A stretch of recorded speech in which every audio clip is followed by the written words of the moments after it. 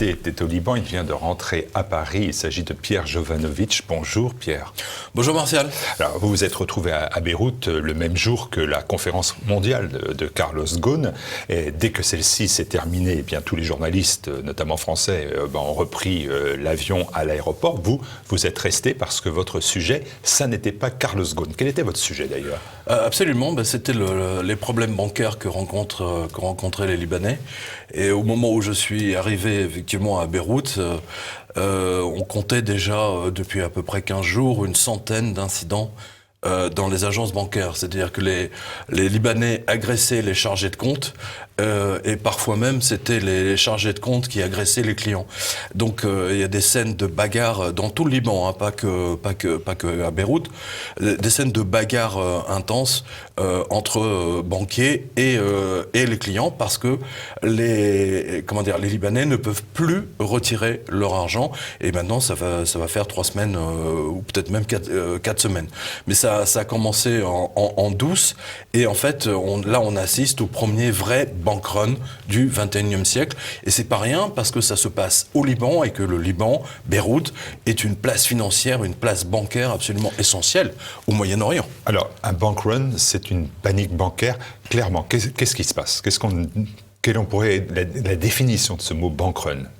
Alors, la définition en pratique, on va peut-être voir de photos derrière nous, c'est-à-dire que vous arrivez à 9h du matin devant votre agence bancaire, qu'on vous donne un ticket un petit peu comme chez le charcutier ou le boucher, et que à 9h du matin vous êtes déjà le 326e, et que à 16h vous avez toujours pas réussi à voir votre chargé de compte pour lui demander de vous donner de l'argent pour que vous puissiez vivre dans la semaine. Et il faut savoir, si vous voulez, qu'au Liban, il y a quelque chose de très très curieux, c'est qu'en fait, il y a 2 monnaies qui vivent en parallèle. C'est-à-dire qu'il y a la livre libanaise, d'un côté, et le dollar américain. Alors, tout ce qui est, par exemple, pour payer les loyers, c'est en dollars américains, et pour tout ce qui est les petites courses ou faire le plein d'essence, c'est les livres libanaises. Mais que ce soit l'un ou l'autre, aujourd'hui, vous ne pouvez plus retirer d'argent si vous êtes libanais. La Banque du Liban a déconnecté les Libanais de Visa Mastercard, ce qui fait que tous les Libanais, par exemple, qui étaient, en voyage à l'étranger, en France, aux États-Unis, au Japon, n'importe où, se sont retrouvés dans l'incapacité de régler leur facture. Et ensuite, les banques libanaises, donc le gouverneur de la Banque centrale du Liban, a demandé aux banques, en fait, de fermer tout ce qui était retrait au guichet, au distributeur automatique, et de fermer tout ce qui est banque en ligne que nous connaissons, et donc d'obliger chaque Libanais à aller négocier avec son banquier pour retirer entre 100, 200, éventuellement 400 $ pour passer la semaine. Et donc du coup, ça a développé, si vous voulez, une sorte de révolution. Et cette révolution, c'est très curieux parce que les journalistes, on n'en parle pas du tout en France, alors que pour moi, c'est un sujet absolument colossal. Tout à l'heure, vous parliez de 200 journalistes qui étaient là. Le sujet n'était pas Carlos Ghosn. Le sujet, c'était vraiment que tout le pays ne pouvait plus retirer son argent. Mais manifestement, ça n'intéresse personne. C'est tout à fait extraordinaire. Alors, est-ce qu'on ne peut pas vous dire quand même que vous êtes un spécialiste et que vous savez que ce n'est ni le premier ni le dernier bank run ou crise financière qui se déroule ponctuellement sur la planète ? Pourquoi celui-ci serait plus dangereux ? Parce que vous avez vu que la Banque centrale était entourée de barbelés. C'est pas suffisant. C'est déjà pas mal. Une banque centrale qui est entourée de barbelés, qui est surveillée par l'armée, c'est quand même assez unique dans le genre. Hein. Il manquait plus que les Miradors. Hein. C'est un peu l'idée, quoi. Là, on voyait bien que c'est devenu un endroit sensible. D'ailleurs, les Libanais ont fait une manifestation géante le 30 décembre. Ils ont essayé de mettre le feu à la banque centrale, ce qui est déjà, sachant que le Liban, si vous voulez, c'est Beyrouth et Beyrouth c'est la banque. Donc les Libanais sont en train de vouloir brûler en fait ce qui fait l'essentiel du Liban. Parce que le Liban, c'est un petit Monaco, en fait, dans l'esprit. C'est Monaco. Hein, c'est Monaco avec les favelas autour. Hein, c'est un peu l'idée. Mais pour revenir à votre question, c'est le premier véritable bank run parce que en 2001, en Argentine, les Argentins se sont retrouvés du jour au lendemain devant leur banque fermée. C'est-à-dire qu'il n'y avait pas de bank run possible. Hein, voilà. Ils étaient mis devant le fait accompli. Alors que là, Là, il y a un bank run dans le sens où les banques sont ouvertes, mais les gens ne peuvent pas retirer leur argent. Et c'est là où c'est absolument unique, dans le sens où ça déclenche justement toutes ces violences. On en compte à peu près une centaine par jour en ce moment même au Liban. C'est tout à fait extraordinaire. Au point que l'association des banques, le syndicat des guichetiers, des employés de banque, ont demandé à fermer les banques pendant 15 jours de manière à stopper les violences. Je ne sais pas si vous imaginez. C'est du jamais vu. C'est un bank run où vous attendez pendant 6 heures patiemment simplement pour retirer 200 € ou 200 $. C'est absolument unique. C'est du vous jamais avez vu ces scènes qui sont dans un pays spectaculaires. moderne, j'entends. Vous avez vu ces scènes spectaculaires. On voit dans des vidéos filmées d'ailleurs actuellement ces banquiers qui passent des fois même à tabac leurs clients. Oui, il y a cette vidéo absolument extraordinaire. C'est devant la banque Audi, qui est une des banques les plus prestigieuses du Liban, les plus anciennes aussi. On voit vraiment les chargés de compte face à un client mécontent, ils le passent à tabac. C'est-à-dire, ils l'ont sorti de la banque et ils le passent à tabac. Je ne sais pas si on pourra voir les images derrière nous, mais c'est une scène extraordinaire. C'est complètement fou. Et ce qui est d'absolument affligeant, si vous voulez, c'est que en fait, on est en face, si vous voulez, d'un écroulement total du Liban à cause de son système bancaire. Aujourd'hui, on vous parle de le Figaro, Le Monde, etc. vous parle dans des petits articles, oui, il y a une crise économique, il y a du chômage. Non, il y a une crise véritable bancaire qui va se solder, en fait, littéralement, par un défaut de paiement global du Liban. Et 50% de l'épargne des Libanais va être perdue, va être ponctionnée. C'est pire qu'à Chypre. Alors, face à cela, vous l'avez dit, premièrement, c'est un mouvement décentralisé. Il n'y a pas qu'à Beyrouth que cela se passe. Ça se passe dans tout le pays. C'est aussi d'ailleurs multiconfessionnel pour la première fois. C'est-à-dire que dès qu'il s'agit d'argent, la couleur de la religion n'intéresse plus personne, quoi. Là, on le voit bien. D'ailleurs, les manifestations qu'on a vues fin décembre et qu'on voit encore aujourd'hui, en fait, sont multiconfessionnelles. Et d'ailleurs, les Libanais réclament, si vous voulez, la fin de ce système politique multiconfessionnel. Vous avez 5 ou 6 milices qui pilotent le gouvernement, qui pilotent tout ce qui se passe au Liban. D'ailleurs, j'ai fait une interview avec Charles Belnahas, qui est l'ancien ministre du Travail, il y a pas si longtemps, il y a juste quelques années. Et il me disait que là, c'est la fin d'un régime. C'est-à-dire qu'on assiste à l'effondrement du Liban. Pour que nos spectateurs comprennent bien, tous les Libanais m'ont dit, écoutez, nous, on a eu 20 ans de guerre civile, ou 15 ans de guerre civile. Pendant toute la guerre civile, nos banques, elles étaient ouvertes et on ne manquait de rien. Et là, on n'a pas de guerre, mais les banques, là, sont en faillite. Et cette responsabilité de cette révolution est due uniquement à la folie des banquiers libanais. Ça, il faut clairement le dire, et à la corruption générale du gouvernement. Alors, on voit bien qu'il y a une révolte des Libanais en raison de la crise économique que vous évoquez, bien sûr, mais aussi contre la classe... Crise bancaire, surtout. Crise bancaire. Samedi et dimanche, il y a eu des violences sans précédent lors des manifestations, parce qu'on dénombre 546 blessés. Oui, mais j'en étais resté à 400, oui. Voilà, 546 du côté des manifestants et d'ailleurs des forces de l'ordre. Et ce sont des manifestations qui ont pris une ampleur telle, une violence telle, qu'elles visent totalement la classe politique. Elle est jugée totalement corrompue, totalement incompétente. Corrompue sont les termes qui reviennent le plus souvent. Absolument, les deux d'ailleurs.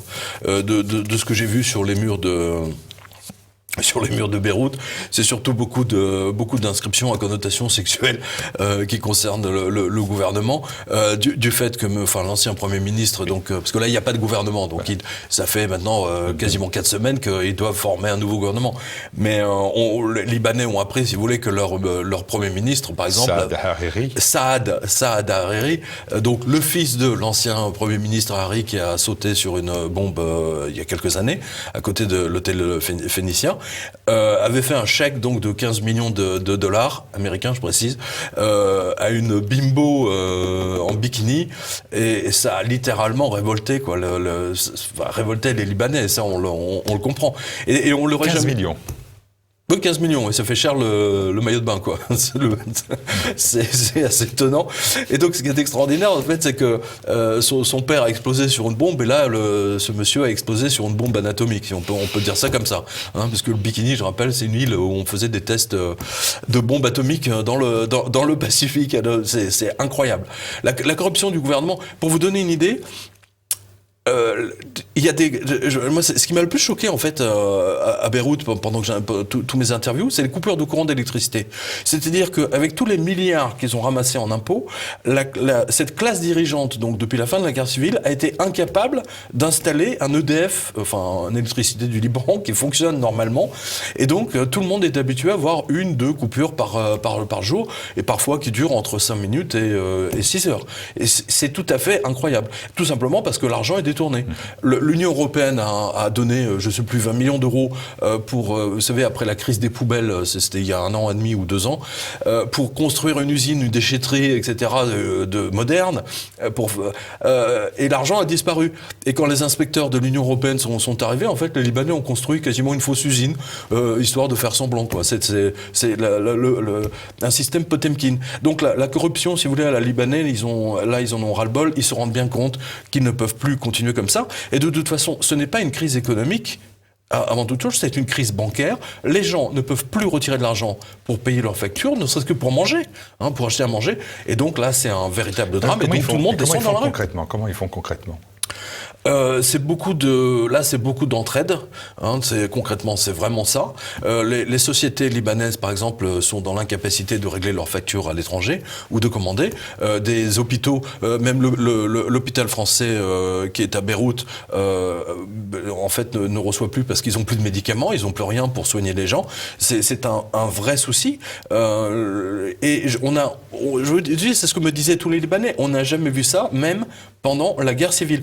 Donc ça vous montre bien qu'il y a quelque chose d'autre qui est en train de se passer, quelque chose d'extrêmement grave, et ça va se terminer, si vous voulez, dans une révolution globale, parce que je vois pas très bien comment ils vont pouvoir sauver le système, à moins que les Qataris ou les Saoudiens mettent 100 milliards de dollars, je précise, c'est pas le livre libanaise, dans le système bancaire pour le sauver. Mais leur système est sauvé, c'est un Ponzi, c'est un total Ponzi. Il y a 2 jours, lundi, le président Aoun a convoqué une réunion de sécurité après ces violences inédites par leur ampleur que j'évoquais de cette fin de semaine et de début de semaine, dimanche. C'est vrai que 2 mois après la démission de Saad Hariri, il n'y a toujours pas de gouvernement qui était normalement, qui devait être fondé et créé par Hassan Diab, mais on est sans gouvernement. Donc en fait, il n'y a plus que le général Aoun, qui est le président libanais. Et puis, c'est ce que me disait Charles Belnas, l'ancien premier ministre du Travail, pardon. Il me disait, ça fait des semaines ce gouvernement aurait dû être formé en 3 heures pour faire face à cette crise absolument dramatique. Et il dit non, l'ancien premier ministre est parti en vacances à Paris. Il n'y a personne pour signer les décrets, les chèques, etc. Il y a personne au gouvernement. C'est tout à fait incroyable. C'est un gouvernement de totale corruption, quelle que soit leur dénomination, qu'ils soient musulmans, chrétiens, etc., ou du Hezbollah. Enfin bon, c'est un désastre dont on va voir la révélation, si je peux dire, de cette explosion financière, parce que ne l'oubliez pas, Beyrouth, c'est avant tout la Suisse du Moyen-Orient, même s'il a perdu un peu de son lustre à cause des autres plateformes, notamment au Qatar, etc., ou aux Émirats unis. Beyrouth reste Beyrouth et les banques vont tomber. Et ça, c'est vraiment très très grave. Avec une répartition institutionnelle, le président chrétien, le premier ministre musulman sunnite et le chef de l'Assemblée nationale musulman chiite. Est-ce que on a vu l'ampleur des manifestations au début, on a vu 1 million de Libanais, en rappelant que c'est sur 5 millions d'habitants. Donc, oui. C'est le ratio en France, 12 millions de personnes qui descendraient dans la rue. On voit bien que les gens n'ont plus les moyens de se nourrir, ils n'ont plus les moyens de se déplacer, donc ils n'ont plus grand-chose à perdre. Est-ce qu'on avance vers une révolution, mais pas une révolution de velours, une vraie révolution? Est-ce que vous avez ressenti cela? Oui. Ou est-ce que c'est un ras-le-bol, une lassitude? Non, c'est une vraie révolution. D'ailleurs, les Libanais appellent ça la révolution du 17 octobre. Donc pour vous dire que c'est très précis. Et d'ailleurs, le Charles Belnas que j'ai interviewé est considéré notamment par les médias libanais comme étant le chef de cette révolution. Et j'espère qu'il pourra en tout cas, à mon niveau, j'espère qu'il pourra prendre les rênes du pays, parce que je vois pas qui d'autre pourrait sauver le Liban aujourd'hui du désastre qui l'attend, du désastre financier. C'est-à-dire que les gens ne pourront plus du tout retirer de l'argent. Ça va être terminé. En fait, le Liban risque de retomber au niveau du Zimbabwe. Je ne sais pas si vous voyez un peu l'idée de monsieur Feu Mugabe. Hein. C'est gravissime, quoi. C'est du jamais vu. C'est comme si la Suisse, c'est comme si Genève ou Lausanne ou Zurich, du jour au lendemain, vous avez tout le système bancaire qui s'arrête et les Suisses ne peuvent retirer que 200 francs suisses, quoi. C'est véritablement l'idée. C'est une bombe à retardement colossale. Financière, hein, je précise, pour que vous compreniez bien pourquoi le système bancaire libanais en est arrivé là. Vous le savez, parce qu'on fait des émissions ici sur la politique éco. Depuis 11 ans, les taux sont négatifs, aussi bien aux États-Unis, enfin, on va dire à 0 ou 1%, et en Europe, on est en taux négatif. Eh bien, figurez-vous que les banques libanaises payaient entre 8 et 12% d'intérêt sur les dépôts que faisaient les gens, et certains bons du Trésor libanais étaient rémunérés à 20%, encore hier. Donc vous voyez que en fait la crise des taux négatifs en Europe et dans le monde a explosé le système bancaire libanais, et c'est ce que m'a dit Charles Belnas. Il y a un défaut de paiement, et du fait que les Libanais ne peuvent pas retirer leur argent, ça s'appelle un défaut de paiement domestique. Et il a tout à fait raison. Donc le défaut de paiement international va évidemment suivre. Mais ce système Ponzi que les banquiers libanais ont perpétré a amené en fait cette crise financière et qui empêche les gens de retirer leur argent. Et je peux vous dire que les gens sont vraiment remontés. D'ailleurs, on l'a vu, la BBC a filmé par exemple les Libanais qui encore ce week-end ont détruit tous les distributeurs automatiques qu'il y avait. Ils se sont attaqués majoritairement 90% aux banques et à rien d'autre. Alors le premier point commun que l'on voit avec la France, c'est que les autorités, elles se contentent d'apporter une réponse finalement sécuritaire en durcissant la répression et n'offrent aucune perspective politique et sociale. On a, il faut bien le dire, peut-être pas à la même échelle, un peu le même sentiment de vivre cela en France. Est-ce qu'on peut faire ce rapprochement ou pas ? Tout à fait. Tout à fait. Les gilets jaunes ne sont que le résultat, si vous voulez, d'une crise économique effectivement gravissime, qui est due au fait que M. Nicolas Sarkozy a pris l'argent du peuple français pour sauver les banques en 2008-2009. Précisons-le, que M. Hollande a continué sa politique. Ce qui explique pourquoi les gens ne peuvent pas retirer leur argent de la Banque Postale, par exemple. On voit sous des faux prétextes en disant ou à cause du terrorisme. Déjà, vous pouvez pas dire ça aux Libanais, quoi. Qui ont fait, ils ont 15 années de guerre civile derrière eux. Terrorisme, ils savent ce que c'est. Pourtant, les banques étaient ouvertes. Donc, vous voyez déjà le mensonge du gouvernement français. Ce qui est intéressant avec le Liban, si vous voulez, c'est une sorte de miroir. Et qui plus est, je veux dire, la France a des relations absolument, extrêmement fortes avec le Liban. C'est un ancien protectorat. Il y a une amitié forte entre le Liban et nous aidons le Liban financièrement. Pardon ? Puis il y a des aides financières du Liban. Absolument, mais Macron a mis le holà à ce niveau. Il n'a pas été le seul. Et aujourd'hui, on voit, si vous voulez, que le système libanais ne peut pas continuer comme ça. Voilà, c'est impossible. Et donc là, c'est ce que disait Charles Belnas, c'est une fin de régime. C'est un fin de... Le système multiconfessionnel gouvernemental tel qu'il a été instauré après la guerre, au moment de la guerre civile, à la fin de la guerre civile, ne peut plus continuer parce que qu'ils soient musulmans ou chrétiens ou laïcs, peu importe, ils sont aussi incompétents les uns que les autres dès qu'il s'agit d'économie, et surtout ils se sont fait enfler par les banquiers. Faut peut-être pas l'oublier. Un système féodal en tout cas. Féodal, totalement féodal. Vous avez 1% des ultra riches Libanais qui possèdent quasiment un quart, voire plus du pays. Donc déjà, tout est dit. Alors, pour autant, Pierre, est-ce qu'on peut quand même dire que la situation économique financière de la France, elle n'est quand même pas celle du Liban? Et pourtant, vous n'hésitez pas à affirmer que le Liban annonce ce qui va arriver en France. Vous endossez à nouveau le rôle d'oiseau de mauvais augure. Écoutez, ça vous plaît ça finalement? Avec ou sans pochette, l'oiseau? Non, franchement, c'est pas que ça me plaise ou pas. Je veux dire, écoutez, moi je donne des informations. Alors, qu'elles plaisent ou qu'elles plaisent pas, c'est pas mon souci. Ce que je vois, si vous voulez, c'est qu'il y a un déni En France, il y a un déni. Les gens ne veulent pas voir que les banques françaises ont fait un défaut de paiement domestique. Aujourd'hui, si vous allez... On est dans le même... On est dans la même situation que les Libanais finalement, sauf que on va vous dire vous voulez retirer 3 000 € et on va vous demander mais c'est pourquoi faire. On va vous dénoncer à Tracfin, justifier moi l'achat de votre voiture, etc. Enfin, je veux dire, excusez-moi, mais on a passé l'âge de demander la permission d'aller faire pipi pour avec notre banquier. Et pourtant, les banques nous mènent en bateau. Il y a un défaut de paiement global domestique en France. Nous sommes dans la même situation qu'au Liban, et c'est ce que je vous disais tout à l'heure. Le Liban n'est que le miroir de ce qui va se passer en France. C'est ce que dit d'ailleurs Charles Belnaz.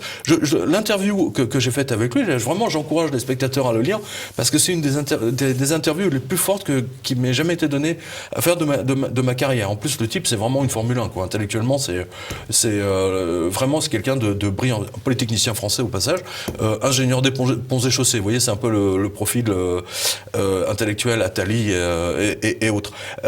Et il a une analyse. Mais il connaît tout le Liban, bien sûr, il connaît tous les pays, il connaît tous les tenants et aboutissants. Il dit c'est fini, c'est terminé pour le Liban. Il y a une révolution et nous serons obligés de demander à au moins 1 million ou 2 millions de Libanais de quitter le territoire si on veut remettre le pays. Je ne sais pas si vous imaginez ce qu'il dit. C'est énorme, c'est absolument énorme. Nous sommes dans la même situation que le Liban, que ce soit avec les migrants, etc. C'est juste un miroir global. Mais au niveau bancaire, c'est la même chose. C'est strictement la même chose. Simplement, les Français sont dans le déni. Ils ne veulent pas voir qu'ils ne peuvent plus retirer leur argent de la banque. Point. Je le dis et répète depuis maintenant des années. Allez-y, allez dans votre banque, retirez 3 000 €. Hein, dites-le, c'est pour vous. Et vous n'avez pas besoin de donner des justificatifs. Et vous allez voir ce qui va se passer. C'est exactement la même chose qu'au Liban, sauf que là, eux, c'est 200 €. Donc c'est encore pire. Et on va y arriver. On va y arriver à ce moment-là. Et ma dernière question, elle est plus personnelle finalement. Est-ce que c'est vraiment nécessaire pour vous, journaliste, de vous dire qu'il faut se rendre sur place? Quand il y a des événements en Turquie, vous allez à Istanbul. Quand il y a des événements en Grèce, qu'on a bien connu, vous allez à Athènes. C'est vraiment nécessaire. Pourquoi c'est nécessaire? Pour que vous fassiez un point de vue, une opinion par vous-même? Ou est-ce que vous considérez que la presse française ne fait pas son job? C'est terminé. La presse française ne fait plus du tout son travail. On l'a vu avec Istanbul, on l'a vu avec Athènes, on l'a vu avec Chypre.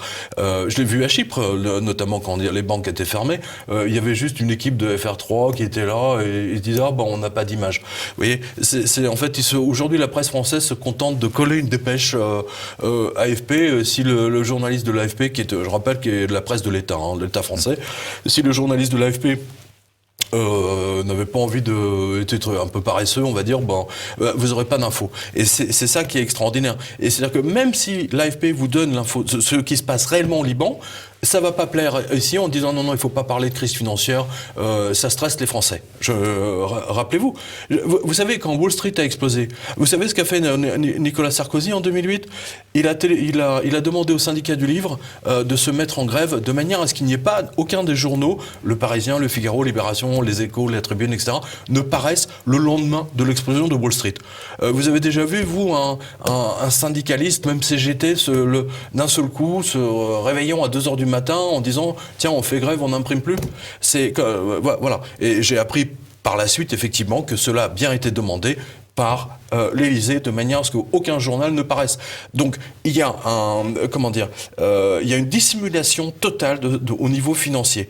Et ce qui se passe au Liban, là, il va pas pouvoir le cacher longtemps. Je veux dire, même Dieudonné a fait une vidéo sur le sujet. C'est quand même pour vous montrer à quel point ça marque les esprits. Le fait de voir des gens se battre dans des agences et ça tous les jours, une centaine d'incidents par jour, c'est absolument énorme. Je veux dire, même la presse libanaise, L'Orient le jour par exemple, que je suis, ou la presse libanaise anglaise, même eux sont un petit peu dans le déni tellement ils sont embêtés. Et ils ont honte. Ils ont honte de reconnaître que le Liban est en défaut de paiement et qu'ils ne peuvent plus retirer leur argent. Et qui plus est, c'est une humiliation totale. C'est ce que disaient les Libanais. Je suis humilié d'être obligé d'attendre pendant 4 heures dans mon agence bancaire et ensuite de plaider ma cause comme si j'avais 8 ans en train de demander l'argent de poche à mes parents. Ils en sont là. C'est une humiliation totale. Et c'est pour ça que cette révolution, effectivement, risque de toute façon Vous savez, à partir du moment où il n'y a plus d'argent dans les banques, le peuple se révolte, hein, c'est clair. C'est clair, net et précis. Donc, et si on ne va pas sur place... Dernier clin d'œil, si on ne va pas sur place... si on ne peut pas avoir toutes ces informations. Okay, écoutez, quand j'ai vu la Banque centrale être entourée de fils barbelés, je me suis dit, waouh, c'est quand même une photo prenante, quoi. Alors, même, attendez, quand j'étais à Athènes ou à Chypre, je ne l'ai pas vu. J'ai pas vu ça. Il y avait pas la police, il y avait pas l'armée devant la Banque centrale de Grèce ou de Chypre. Pardon. Mon dernier clin d'œil, je vais y arriver, c'est à placer, vous savez. J'ai regardé sur votre site, il y a un SAS, la couverture des fameux livres de Gérard de Villiers, intitulé Bankrun à Beyrouth. Je me suis dit, ça y est, il se prend pour le prince Malko.